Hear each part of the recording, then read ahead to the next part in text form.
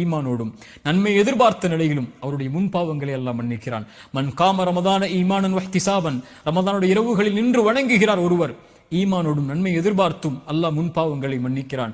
மன் காம லைலத்துல் கத்ரி, யார் லைலத்துல் கத்ருடைய இரவில் நின்று வணங்குகிறார் ஈமானோடும் நன்மை எதிர்பார்த்த நிலையிலும் என்றால் அவருடைய முன்பாவங்களை எல்லாம் மன்னிக்கிறான்.